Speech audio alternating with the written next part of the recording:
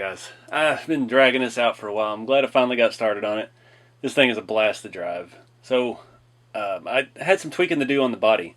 The mounts, it's a nightmare to take this body off. So that's part of the reason I haven't put the electronics in it. I've had them for a while. We got 4 screws in the bed. 2 have giant spacers and go through the chassis. The other 2 are mounted to RC 4-wheel drive Trail Finder 2 body posts that stick up from the chassis to the bed floor. And in the front, I've got an aluminum bracket that needed to be trimmed. It's real hard to take in and out because you have to just, you probably saw me doing it with a bit from my Bauhaus tool and some pliers because I can't get in there to those screws to remove them. And that was a pain in the butt, but I trimmed that. I readjusted the body. I didn't notice it at the time, but after it set for a while and I started taking it apart, it was crooked a little bit. It was a little off to one side on the front. And got all that sorted out, got the electronics in. Runs fantastic. It's just fast enough.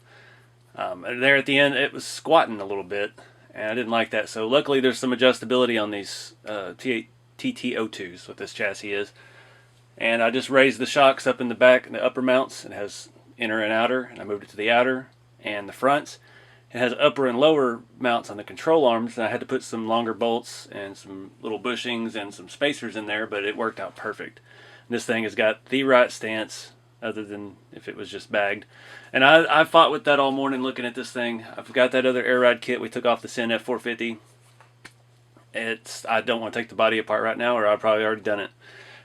It wouldn't take too much to do. There's plenty of room under the hood and under the bed for the struts. The only issue I found with that is the control box is deeper than the bed of this truck, so I don't know where we'd put it. I'm not hacking out. I got a full floor interior in this, and it works out beautifully. The only thing I would change with the interior, I think I'd rather have a bench seat. I know there's some 3D printed ones out there. Shrink has some, but I don't know yet. I don't know if I'd want to wrap it in a blanket or what kind of fabric I'd want to cover it in. I'm trying to build this truck like I would if I had a shop truck for real cars. This is my RC shop truck. This is the RC Everyday shop truck. I've thought about doing the logo on the side. I don't know yet, but I'm just happy it's running.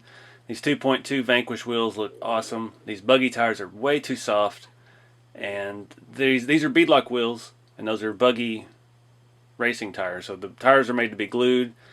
I could squeeze a beadlock ring in there. I don't know if it would hold because the tires are super, super soft. This was the first set of these I bought. I have another set of the dark gray. Apparently these have been discontinued or put in a vault or something. Everybody wants these wheels now.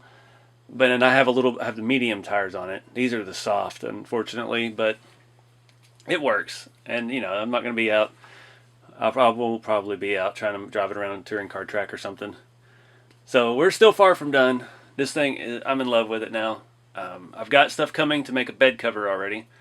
And I'm going to go ahead and order some more of those. I bought some of those metal windshield wipers. Those plastic wipers look terrible on there. And I may actually just take those off for now. Because I bought some of those metal wipers. I don't know if that video's come out yet or not that I did on my Blazer. They don't fit the RC 4-wheel drive body very well. Even though it says all over the description it fits Traxxas and RC 4-wheel drive Blazers. But it indeed does keep the hood from going back quite as far as it needs to, and you have to make new holes for it, and etc, etc. So I think I may just pull these off real quick. There we go. That was insulting looking, those plastic things. All the work we've done in this to make it scale. Yeah, that didn't look bad.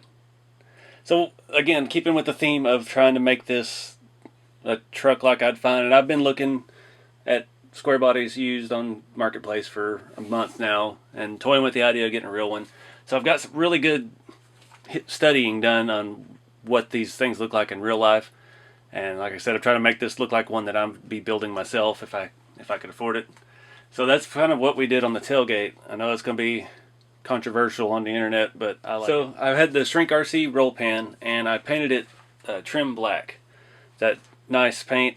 Every roll pan I've ever had, I've had several on different cars throughout the years, and I've never been able to actually get one painted to match. I always get it and mount it up, and then the build never happens beyond that.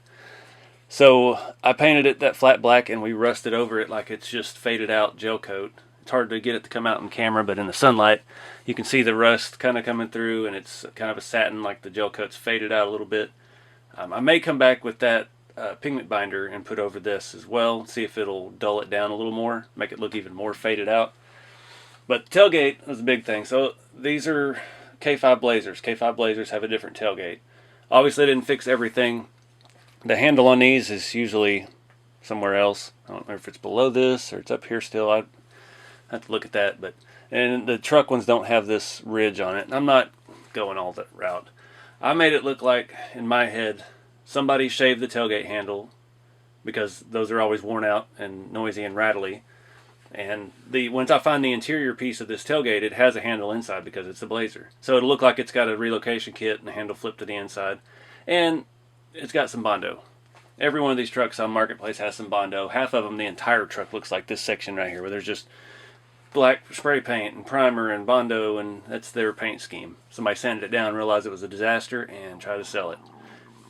So I'm going to leave it like that. I think it's cool. I think it's fitting, and I think it's kind of funny. So when this thing's weathered and aged, and I use that Tamiya putty, and it's real thick area after I ground off the K5 handle. So we're just going to rock it like somebody's doing some body work. Didn't get it done in one weekend. They're going to keep working on it for the next 3 years. So the bed floor is still a disaster. All the cuts and stuff we've made over the years with this body moving from rig to rig, trying to find its place. We got no wheel wells. We have no floor in most of it. You can see where the motor and everything is. The battery's going to have to be back there. There's just no way around it. I could get a slim one up there, but I don't think I have a whole lot of room. Maybe under the seat, but not under the floorboards of the truck. But I have ordered material to start making a bed cover, and hopefully it works out. Somebody recommended Kydex, like they make the holsters out of. I got a couple different thicknesses of that. We'll see how it works. It's a black texture. It's going to look like a cheap bed cover, like somebody got off of Amazon or something, which fits the build again. And it'll be good to hide the battery. I need to come up with some kind of permanent battery solution. I had a little 2003 cell in there, a little Helios, and it was sliding around, but it never came out. And that worked out fantastic. Trying to get it out where you can see the rake. I'm happy with the stance. It worked out perfect. It drives great. These springs are just, shocks are just spring only. This is the cheap TTO2 chassis. It doesn't even have ball bearings in it. But, yeah, adjusted it, got it looking good. It's kind of bouncy like the Winnebago. And hitting bumps, subtle bumps and stuff. We're scraping the bumper on the ground. I think it's going to be fun.